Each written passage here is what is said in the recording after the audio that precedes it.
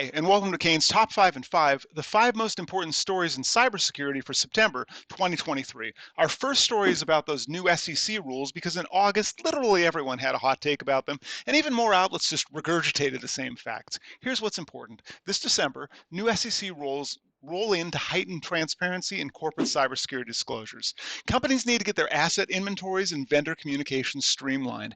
Equally important is meticulous record keeping. You'll need those records to justify your disclosure decisions, especially in the event of an audit or legal scrutiny.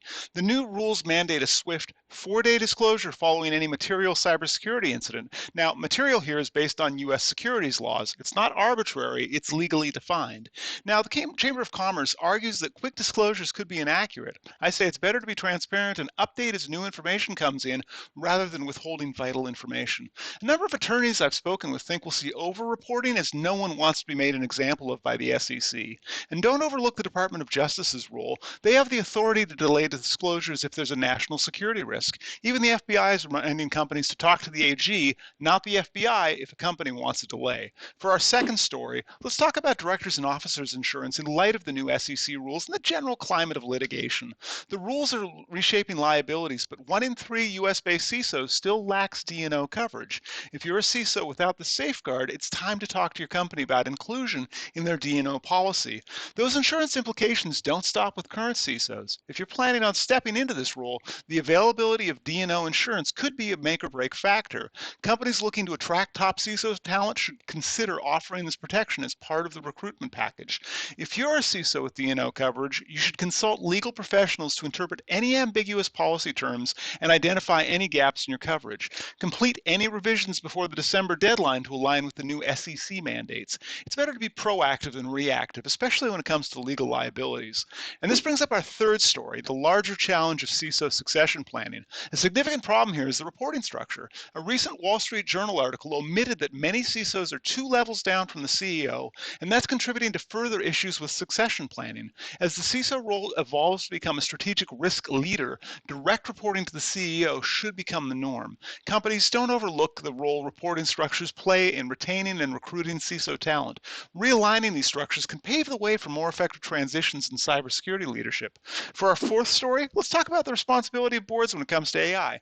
I hope that this isn't a surprise when I say the responsibility for the oversight of AI falls on the board of directors. This isn't just a matter of ethical or operational importance, it's a legal necessity. Think about the Caremark case, which clarified the board's responsibility for oversight. Now, with AI becoming an integral part of businesses, a failure to exercise due diligence could result in information systems claims brought before the Chancery Court. Companies should regularly include AI risks on the board's agenda to maintain focus. It's not just about tapping into AI's potential, it's about managing its associated risks like algorithmic bias and privacy concerns. This is where the board can make a significant impact. Adding board members with AI and cybersecurity expertise can significantly elevate the level of decision and discussion. And contrary to several research reports, simply blocking AI tools is not a solution. People find workarounds. Instead, companies should focus on educating their workforce about the appropriate use of AI and put controls in place to secure sensitive data. Our final story is about the recent SEC versus Covington Burling case, where the SEC aimed to obtain client information from the law firm after a cyber attack. The law firm resisted, citing attorney-client privilege and Fourth Amendment concerns. The case shows the SEC's interest in extending its investigative reach to law firms, which could result in a new set of procedures similar to those for the press. The Covington and Burling case may serve as an example for how the SEC could treat law firms in the future. Companies should be exercising caution when dealing with SEC subpoenas. For instance, Terraform pulled a Streisand when they chose to sue the SEC rather than comply with a subpoena, which led to the SEC to publicize its previously confidential investigation. This should serve as a cautionary tale. Resisting the SEC can lead to unwanted attention and potential reputational damage. For companies, the takeaway is clear. Alongside compliance with regulatory requirements, understanding third-party risks, particularly involving law firms, is crucial. This is especially important as law firms become a part of companies' supply chains, opening them up to potential risks. Thanks for watching today, and if you'd like to watch me repeatedly try to enjoy beer while talking about FedRAMP, search for Drafting Compliance on YouTube or on your favorite podcast app to listen along.